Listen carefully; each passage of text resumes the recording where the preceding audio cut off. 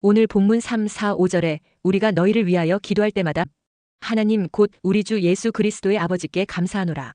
이는 그리스도 예수 안에 너희의 믿음과 모든 성도에 대한 사랑을 들었으며 너희를 위하여 하늘에 쌓아둔 소망으로 말미암음이니 곧 너희가 전에 복음 진리의 말씀을 들은 것이라 했습니다. 세계에 퍼져 있는 여러 종교들은 제각기 추구하는 가치들이 있습니다.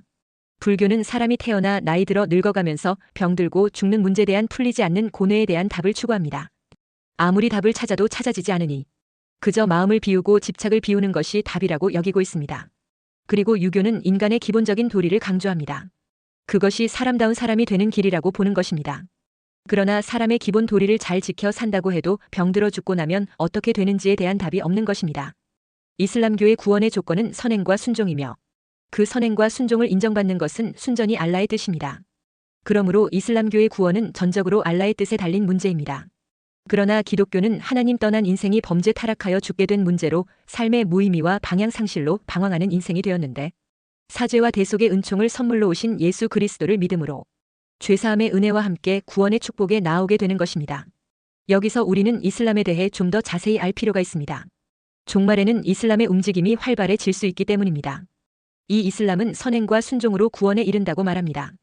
여기서 선행과 순종은 이슬람에서 말하는 율법인 샤리아에 대한 순종을 말합니다. 그 샤리아 법에 따라 사는 것이 순종인입니다. 이슬람 율법의 핵심에는 5기둥이 있는데 알라에 대한 신앙 고백과 기도와 자선과 금식과 성지 순례가 있습니다.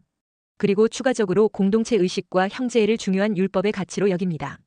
그래서 이슬람에서는 같은 이슬람 국가가 어려움 당하면 형제애로 같이 전쟁에 참여하기도 하는 것입니다. 이런 이유로 아주 호전적으로 비춰지기도 하는 것입니다. 그리고 이슬람에서 말하는 죄란 알라의 명령을 어기고 금지된 일을 행하는 것을 말합니다. 알라의 뜻과 명령은 경전인 꾸란과 하디스에 나와 있습니다. 꾸란이란 예언자 무함마드가 천사 가브리엘의 음성을 통해 알라의 뜻을 전해 들어 계시를 받고 집필한 경전이라고 주장합니다. 꾸란은 유일신인 알라의 음성을 그대로 받아 적은 것이라고 합니다. 무함마드가 들은 음성이 천사 가브리엘의 음성이라는 것은 그의 기독교 친척이 말해준 것입니다. 그것을 통해 알라의 뜻을 전해 들은 것을 직접 암송하고 외웠고 그 외운 것을 주변 사람이 기록해서 전해진 것입니다. 무함마드는 글을 쓸 줄 모르는 문맹이었기 때문에 그가 기억하고 외운 것들을 그의 제자들이 기록한 것입니다. 그것이 꾸란인 것입니다. 또한 무함마드의 언행을 담은 언행록도 경전으로 삼고 있습니다. 그것을 하디스라고 합니다. 하디스는 무함마드의 제자들이 무함마드에게 질문한 것들을 응답하는 형식으로 기록이 되어 있는 것입니다. 이슬람의 경전은 꾸란과 하디스를 행위와 삶의 기준으로 삼고 있습니다. 꾸란과 하디스에서 말하는 큰 죄는 살인, 간음, 도둑질, 거짓 증언, 우상 숭배, 부모에 대한 불효, 음주 등입니다. 그 중에서도 알라 외에 다른 신을 섬기는 것은 절대 용서되지 않는 죄입니다. 그 외 다른 죄는 중재자가 필요 없이 직접 알라에게 회개하며 용서를 구해야 합니다. 죄 용서 받으려면 진정한 회개를 해야 하는데 진정한 회개에 4가지 조건이 있습니다. 그것은 죄를 진심으로 후회하고 즉시 죄를 중단하고 다시는 그 죄를 반복하지 않기로 결심해야 합니다. 그리고 피해자가 있다면 사과하고 보상해야 됩니다. 구체적으로 죄사함의 방법은 하루 5번 기도할 때 회개의 마음을 담아 기도하거나 라마단 금식 기도 중에 죄사함의 기도를 하거나 가난한 자들을 위한 자선으로 죄를 덮을 수 있고 선행을 쌓아 나쁜 행위를 상쇄할 수 있고 메카 순례를 통해 일생의 죄를 정결케 할 수 있다고 말합니다. 그리고 메카 순례는 일생에 한 번 이상 권장되고 있습니다. 결국 이슬람은 전형적인 율법주의 종교입니다. 자기 행위로 모든 것을 결정하는 종교인 것입니다. 그리고 이슬람의 꾸란에서는 모순적인 기록도 있습니다. 꾸란 2장 256절에 종교에는 강요가 없다 했습니다. 그래서 이 기록을 근거로 이슬람은 평화의 종교라고 주장합니다. 그러나 꾸란 9장 5절에는 불신자를 찾아 죽이라 합니다. 이래서 이슬람에는 폭력적인 테러가 합리화되는 무자비한 종교인 것입니다. 몸을 죽여 영혼을 컨트롤할 수 있다고 여기지 않는다면 이런 육신을 폭력적으로 죽이려 들지 않을 것입니다. 마태복음 10장 28절에 몸은 죽여도 영혼은 능히 죽이지 못하는 자들을 두려워하지 말고 오직 몸과 영혼을 능히 지옥에 멸하실 수 있는 이를 두려워하라 했습니다. 기드온이 바알 우상신을 부숴버렸는데 동네 사람들이 기드온을 신성 모독이라고 죽이려 하자 기드온 아버지가 바알 신은 손도 발도 없느냐? 왜 너희 인간들이 바알의 손과 발이 되려느냐? 바알 신이 참 신이라면 기드온을 직접 응징하여 죽이실 것이다. 그러니 바알 신을 대신하겠다는 자가 있다면 내가 상대해주겠다고 했습니다. 알라 신을 믿지 않는 자가 있다면 전능한 알라 신이 직접 그 사람을 죽이든지 응징할 것이지. 알라 신은 손도 없고 발도 없는 무능한 신이 아닐 텐데 왜 그 신도들이 나서는지. 기드온 아버지의 논리라면 알라 신을 무능한 신으로 만드는 자가 바로 그 교도들이 되는 셈인 것입니다. 이슬람의 창시자 무함마드는 약 570년경 아라비아 반도의 중심 도시 메카에서 태어났습니다. 그는 쿠라이시 부족의 하심 가문에 속했으며 태어나기 전에 아버지를 잃고 6살 때 어머니를 잃어서 고아가 되었습니다. 그 이후 조부와 삼촌의 보호 아래 성장하였으며 정직하고 신뢰받는 상인으로 명성을 얻었습니다. 무함마드는 달신 숭배 사상이 보편화된 문화권에서 태어났습니다. 그의 출생지 메카의 쿠라이시 부족에서도 달신을 섬겼습니다. 이 지역에서는 수많은 비문에서 달신의 이름 아릴라의 흔적이 다수 발견됩니다. 지존자라는 뜻을 갖는 달신 아릴라는 이슬람교에서 알라라고 불리며 동일한 숭배 대상이 되었습니다. 즉 이슬람에서 숭배하는 알라신은 기독교의 하나님과 동일한 신이 아니라 달신 우상인 것입니다. 그리고 고대인들은 자신들이 숭배하는 여신들의 이름을 자신의 이름에 넣어서 그 숭배 대상에 대한 경의를 드러내기도 했습니다. 이러한 바벨론의 문화는 중동으로 이어졌고 이슬람교의 창시자 무함마드의 아버지와 삼촌들의 이름을 살펴보면 그 흔적을 찾을 수 있습니다. 아버지의 이름은 압드 알라이고 삼촌의 이름은 오브드 알라입니다. 이들은 자신들이 섬기는 달신 알라의 이름을 넣어서 우상신을 경배한다는 것을 드러냈습니다. 무함마드는 꾸란경에서 자신들이 섬기는 신에 대한 개념을 정의하지 않았고 중동 지역에서 이미 존재했던 달신의 존재를 이슬람교의 유일신 알라와 동일하게 섬겼던 것입니다. 25세가 되던 해 무함마드는 부유한 과부이자 상인이었던 하디자라는 연상의 여자와 결혼하였습니다. 이 결혼은 그에게 경제적 안정과 사회적 지위를 제공하였습니다. 여유가 생긴 무함마드는 어릴 때부터 섬기던 달신 알라를 포교하기 위해 힘쓰게 됩니다. 그러다 나이든 기독교인을 만나면서 구약 성경의 이야기를 듣고 감명을 받고 이슬람의 구약의 내용들을 받아들이면서 유일신 알라신을 구축해 나갔습니다. 무함마드가 유일신을 섬기는 유대인들에 대해 처음에는 호의적이었습니다. 그러나 끝내 이슬람으로의 개종을 거부하는 것을 보고 유일신에 대한 위협을 느낀 나머지 유대인들을 적대하게 됩니다. 이슬람의 부카리의 가르침에 의하면 무슬림이 유대인을 죽인 뒤 그때야 마지막 날이 올 것이라고 가르칩니다. 그래서 무슬림은 유대인들이 멸족할 때까지 전쟁을 멈추지 않는 것입니다. 에스겔 38장 8절 9절에 여러 날 후 곧 말년에 내가 명령을 받고 그 땅 곧 오래 황폐하였던 이스라엘 산에 이르리니 그 땅 백성은 칼을 벗어나서 여러 나라에서 모여들어오며 이방에서 나와 다 평안히 거주하는 중이라. 구 내가 올라오되 너와 내 모든 때와 너와 함께 한 많은 백성이 광풍같이 이르고 구름같이 땅을 덮으리라 했습니다. 말년의 때가 되면 중동의 아랍 국가들이 이스라엘을 진멸하러 올 것이라는 예언입니다. 유대인을 멸망시키려는 사탄의 계획은 과거 애굽 시대에도 있었고 종말 시대에도 있다는 것을 보여줍니다.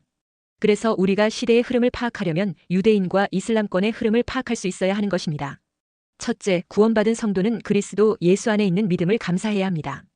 우리에게 있어 최고의 감사는 예수 그리스도를 나의 구주 나의 하나님으로 고백할 수 있는 믿음을 선물로 주신 것입니다. 예수님을 믿고 싶다고 아무나 믿을 수 있는 것이 아닙니다. 어떤 분은 아무리 믿으려고 해도 믿어지지 않습니다. 그래서 믿음은 하나님이 주시는 은혜의 선물입니다. 믿어지는 것이 은혜요 축복입니다. 예수님은 이 세상에서 가장 고귀하고 존귀한 분입니다. 예수님은 이 세상의 어떤 이름보다도 위대한 이름입니다. 예수님은 길이요 진리요 생명이 되십니다. 예수님을 믿음으로 고백하면 하나님의 자녀가 되는 권세를 얻습니다. 영원한 생명을 얻게 되고 천국을 소유하게 됩니다. 하나님 나라의 상속자가 되고 하늘의 축복을 누리게 됩니다. 누구든지 예수님을 만나서 예수님을 믿고 영접하면 새로운 피조물로 거듭나게 됩니다. 왜냐하면 아무리 살인자라도 아무리 씻을 수 없는 죄를 지은 자라 할지라도 예수님을 만나면 사죄의 은총과 함께 새로워집니다. 이렇게 큰 용서의 은혜를 체험하고 나면 인격이 바뀌고 삶의 태도가 바뀌게 됩니다. 그런 큰 은혜와 복을 주시는 예수님을 믿을 수 있는 은총을 베풀어 주신 것이 바로 최고의 축복이요 감사의 제목인 것입니다. 중세의 토마스 아퀴나스에게 하나님께서 꿈에 나타나 말씀하셨습니다. 토마스야, 내가 내게 무엇을 줄까? 그때 토마스 아퀴나스는 이렇게 하나님께 대답했다고 합니다. 하나님, 저는 하나님 당신만 계시면 그것으로 만족합니다. 다른 것은 필요 없습니다 했습니다. 내 안에 계신 보배로운 예수 그리스도를 믿는 믿음을 주신 하나님으로 인하여 감사하는 삶이 되시기를 주에 축원합니다. 믿음은 사랑과 소망을 위한 전제 조건입니다. 4절에 이는 그리스도 예수 안에 너희의 믿음과 모든 성도에 대한 사랑을 들었음이요 했습니다. 하나님의 사랑을 실천하려고 해도 믿음이 있어야 합니다. 또 하늘에 대한 소망을 가기는 것도 믿음이 없이는 할 수 없습니다. 그런데 소망은 본문에서 사랑과 믿음의 촉진제 역할로 제시되어 있기도 합니다. 5절에 너희를 위하여 하늘에 쌓아둔 소망으로 말미암음이니 했습니다. 너희의 믿음과 사랑이 여러분을 위하여 하늘에 쌓아두신 소망에 근거한 것이라는 것입니다. 그리고 이 소망은 우리가 이 전에 복음 진리의 말씀을 들은 것이라 했습니다. 소망은 논리적으로 보면 믿음의 결과이지만 믿음은 또한 소망을 유지하고 새롭게 하며 더 굳게 붙잡아주는 역할을 합니다. 그러니까 본문에서 말하는 소망은 그 자체가 결과라기보다는 하나의 근원입니다. 믿음에는 열매가 나타납니다. 믿음은 하나님이 주시는 은사이지만 예수님을 영접한 하나님의 자녀에게는 믿음이 열매도 되는 것입니다. 그래서 4절에 예수 안에 너희의 믿음이라고 했습니다. 이 말은 그리스도 예수를 믿는 믿음이라는 뜻입니다. 믿음에는 열매가 나타납니다. 믿음은 하나님이 주시는 은사이지만 예수님을 영접한 하나님의 자녀에게는 믿음이 열매도 되는 것입니다. 그래서 4절에 예수 안에 너희의 믿음이라고 했습니다. 이 말은 그리스도 예수를 믿는 믿음이라는 뜻입니다. 그런 의미에서 믿음은 예수님을 바로 아는 지식으로부터 시작됩니다. 그러나 예수 그리스도를 아는 것만으로는 하나님의 자녀가 되는 것이 아닙니다. 왜냐하면 예수님께 대한 지식을 단순히 아는 것으로 그치지 않고 그것을 마음으로 받아들이고 영접해야 하나님의 자녀가 되는 것입니다. 주님을 믿음으로 영접한 하나님의 자녀에게는 믿음의 열매가 나타나는 것입니다. 노아가 산 위에서 무려 120년 동안이나 방주를 만드는 것은 믿음입니다. 사렙다 과부가 마지막 양식이지만 음식을 만들어 선지자를 대접하는 것도 믿음입니다. 아기를 잉태하지 못하는 한나가 성전에 올라가 아기를 달라고 기도하는 것도 믿음입니다. 주일을 잘 지키다 보면 손해보는 때가 많지만 그래도 주일 예배를 드리는 것이 믿음입니다. 시간이 바쁘고 힘이 들어도 힘써서 기도하고 봉사하는 것도 믿음입니다. 하나님이 은사로 주신 믿음은 사용하면 사용할수록 믿음은 더 강해지고 더 커지는 것입니다. 그러므로 은사가 없는 것을 부끄러워하지 말고 열매가 없는 것을 부끄럽게 여겨야 합니다. 왜냐하면 하나님께서는 은사를 보시고 심판하시는 것이 아니라 열매를 보시고 심판하시는 하나님이시기 때문입니다. 둘째, 구원받은 성도는 성도에 대한 사랑으로 인해 감사해야 합니다. 4절에 이는 그리스도 예수 안에 너희의 믿음과 모든 성도에 대한 사랑을 들었으며 했습니다. 바울은 골로새 교회 공동체 안에서 사랑이 넘치고 있다는 소문을 들은 것입니다. 우리 주님께서 우리를 향해서 가장 듣고 기뻐하실 말씀이 무엇일까요? 바로 서로 사랑하며 사는 것이 아닐까요? 자녀를 출가시킨 부모가 가장 듣고 싶은 말이 무엇입니까? 부부가 서로 사랑하며 행복하게 사는 것이 아닐까요? 마찬가지로 우리 주님께서도 하나님의 가족이 된 우리들이 서로 사랑하며 사는 것을 가장 기뻐하십니다. 우리는 그리스도 안에서 주님의 살과 피를 함께 먹고 마시는 형제여 자매입니다. 우리는 하나님의 가족, 하나님 나라의 로얄 패밀리입니다. 가족은 끝까지 사랑의 관계입니다. 가족은 끝까지 이해하고 참아줍니다. 교회도 마찬가지입니다. 우리 모두는 주님께서 피 흘려값을 지불하시고 사주신 귀한 한 몸 된 교회의 지체들입니다. 그러므로 우리는 마땅히 서로를 사랑해야 합니다. 서로를 귀하게 여기고 존중해야 합니다. 그것이 하나님 아버지를 경외하는 태도입니다. 하나님이 사랑하시는 자를 미워하면 바로 하나님을 미워하는 태도입니다. 그래서 사랑의 사도 요한은 이렇게 말합니다. 요한일서 4장 20절 21절에 누구든지 하나님을 사랑하노라 하고 그 형제를 미워하면 이는 거짓말하는 자니 보는 바 그 형제를 사랑하지 아니하는 자는 보지 못하는 바 하나님을 사랑할 수 없느니라. 우리가 이 계명을 주께 받았나니 하나님을 사랑하는 자는 또한 그 형제를 사랑할지니라 했습니다. 우리가 하나님을 사랑한다고 아무리 고백하고 외쳐도 우리 안에 있는 믿음의 형제를 미워한다면 우리는 거짓말하는 자들입니다. 그러므로 우리는 서로 사랑해야 합니다. 예수님은 내 이웃을 내 몸과 같이 사랑하라고 명하십니다. 아무리 우리가 사랑해도 어떻게 이웃을 내 몸처럼 사랑할 수 있습니까? 그럼에도 불구하고 주님은 사랑하라고 말씀하십니다. 심지어 주님은 원수까지도 사랑하라고 명하십니다. 그것은 내 마음대로 되지 않습니다. 성령님께서 사랑의 마음을 부어주시고 우리의 속사람을 감동시켜야 가능합니다. 사랑은 골로새 교인들의 생활 속에서 드러난 두 번째 은혜로서 믿음을 보완하는 필수적이며 자연적인 요소입니다. 바울은 갈라디아 교인들에게 갈라디아서 5장 6절에 사랑으로서 역사하는 믿음에 대해 언급하였습니다. 사랑으로서 역사한다는 것은 사랑으로 표현되는 것을 말합니다. 사랑으로서 역사하는 것을 보아도 믿음과 사랑은 불가분리의 관계에 있습니다. 본질상 살아있어야 하는 참 믿음은 실천적인 사랑의 행위를 통해서 그 생명이 발휘되어야 한다는 것입니다. 그리고 야고보서 2장 17절에서는 이와 같이 행함이 없는 믿음은 그 자체가 죽은 것이라 했습니다. 그리고 야고보서 2장 26절에서는 영혼 없는 몸이 죽은 것 같이 행함이 없는 믿음은 죽은 것이니라 했습니다. 행함이 없는 믿음은 단지 말과 이론에만 그치는 믿음이기 때문에 추상적인 신앙에 머물 수밖에 없습니다. 참 믿음은 실제적인 사랑의 표현으로 나타나게 되는 것입니다. 요즘 교회에서는 순수한 사랑을 말한다면서 믿음이 없는 사랑을 외치는 자들이 늘어나고 있습니다. 그러나 그것은 복음이 말하는 믿음이 아닙니다. 복음적인 믿음은 사랑으로 표현되는 믿음이라야 하는 것입니다. 그리고 여기서 말하는 사랑은 그 사랑의 원천이 하나님께 둔 것이라야 합니다. 만약 우리의 사랑이 믿음이 없는 사랑이라면 그것은 인간적인 사랑에 속합니다. 인간적인 사랑은 대개 가리는 것이 많고 어떤 특정한 대상들만 좋아합니다. 이런 사랑은 식어질 수 있고 아예 죽어버리기까지 합니다. 그렇기 때문에 실망이나 배반 또는 세월의 변천을 잘 견뎌내지를 못합니다. 하나님은 사랑이시기 때문에 하나님 안에 뿌리를 박은 사람. 이 하나님의 사랑의 특징을 지닐 수밖에 없습니다. 본문 4절에서 말하는 모든 성도에 대한 사랑을 가능하게 하는 것은 믿음에서 우러나오는 사랑의 능력 때문입니다. 이렇게 골로새 교회는 어떤 특정 성도만 사랑한 것이 아니고 모든 성도를 사랑했다고 말하고 있습니다. 이런 기독교인의 사랑은 하나님의 자녀이기 때문에 하나님을 아버지로 섬기며 사랑하는 것입니다. 그리고 모든 성도들은 예수 그리스도를 영접한 하나님의 자녀이기 때문에 서로 소중히 여기고 형제자매로 사랑하게 되는 것입니다. 그런 의미에서 교회는 사랑의 공동체인 것입니다. 왜 우리가 사랑의 공동체입니까?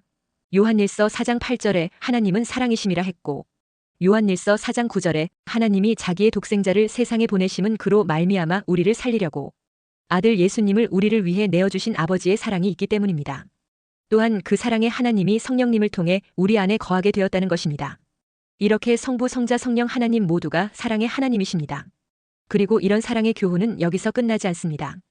이런 큰 사랑을 받은 성도는 결코 그 형제를 미워할 수 없습니다. 자기를 희생하는 하나님의 큰 사랑을 받고도 그 형제를 미워하면 이는 거짓말하는 자라고 했습니다. 그러니까 우리 안에 있는 사랑이 제일 먼저 표현되어야 하는 곳이 교회요. 그 대상이 성도이어야 한다는 것입니다. 그때 비로소 교회 공동체는 사랑의 공동체가 되어 이 세상을 향해 하나님의 사랑을 증거하고 선포할 수 있게 되는 것입니다. 셋째, 교회를 공격하는 모든 시험들과 실망들을 극복하고 살아남으려면 사랑의 복음의 세 번째 열매인 소망이 필요합니다. 그래서 구원받은 성도는 하늘에 쌓아둔 소망으로 인해 감사해야 합니다. 5절에 너희를 위하여 하늘에 쌓아둔 소망으로 말미암음이니 곧 너희가 전에 복음 진리의 말씀을 들은 것이라 했습니다. 바울 사도가 골로새 교인들에 대하여 세 번째로 감사한 것은 그들이 가진 소망 때문이었습니다. 이 소망은 복음 진리의 말씀을 통해서 온 것이라고 상기시키고 있습니다. 그리고 6절에 이 복음이 이미 너희에게 이름에 너희가 듣고 참으로 하나님의 은혜를 깨달은 날부터 너희 중에서와 같이 또한 온 천하에서도 열매를 맺어 자라는도다 했습니다. 그러니까 이 복음 진리의 말씀으로 하나님의 은혜를 깨우치는 그 순간부터 그들은 소망의 사람이 되어 온 천하에 소망의 복음을 전하는 사람이 되었다고 감사하고 있습니다. 세상이 주는 모든 소망은 일시적이고 곧 안개처럼 사라집니다. 그러나 복음이 주는 소망은 하늘에 쌓아 것입니다. 무너지거나 변질될 수 없습니다. 땅에 쌓아둔 것은 언젠가는 사라집니다. 그러나 하늘에 쌓아둔 소망은 영원합니다. 우리의 소망은 이 땅이 아닙니다. 영원한 하나님 나라, 저 천국입니다. 반석 같은 믿음을 가지고 영원한 하늘의 소망을 가지고 이 땅을 사는 것이 진정한 그리스도인의 모습입니다. 구원받은 성도가 가지는 소망은 이 세상에 속한 소망이 아니고 하늘의 하나님께 속한 신령한 소망입니다. 이 소망이 있으면 이 세상을 이깁니다. 그리고 이 소망을 가지면 하나님 나라의 상급을 쌓으며 사는 것입니다.